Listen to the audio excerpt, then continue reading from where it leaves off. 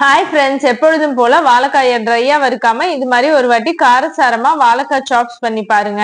கடாயில 1 table spoon எண்ணெய் சேர்த்துட்டு எண்ணெய் நல்லா சூடானதுக்கு அப்புறமா நான் ஏற்கனவே 2 வாழைக்காவை தோல் நீக்கிட்டு கட் பண்ணி வச்சிருக்கேன். அதை சேர்த்துக்கலாம். கூடவே 1/2 டேபிள் ஸ்பூன் மஞ்சள் தூள், 1/2 டேபிள் ஸ்பூன் தனி மிளகாய் தூள், 1/4 டேபிள் ஸ்பூன் உப்பு எல்லாத்தையும் சேர்த்துட்டு நல்லா வறுத்துக்கலாம்.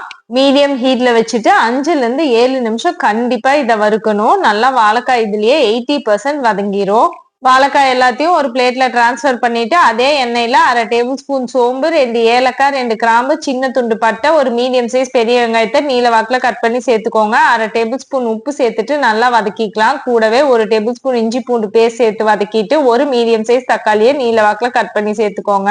தக்காளி நல்லா சாஃப்ட் ஆனதுக்கு அப்புறமா அதுல 1/2 டேபிள் ஸ்பூன் மஞ்சள் தூள், 3/4 டேபிள் ஸ்பூன் தனி மிளகாய் தூள், 1 டேபிள் ஸ்பூன் தனியா தூள் எல்லாத்தையும் சேர்த்துட்டு மசாலாவோட பச்சை வாசம் போனதுக்கு அப்புறமா அதுல ஒரு 1/2 டம்ளர் தண்ணி சேர்த்துட்டு கொதிக்க விட்டுடுங்க. மசாலா ஆறுனதுக்கு அப்புறமா கொஞ்சம் கொரப்பா அரைச்சு எடுத்துக்கலாம்.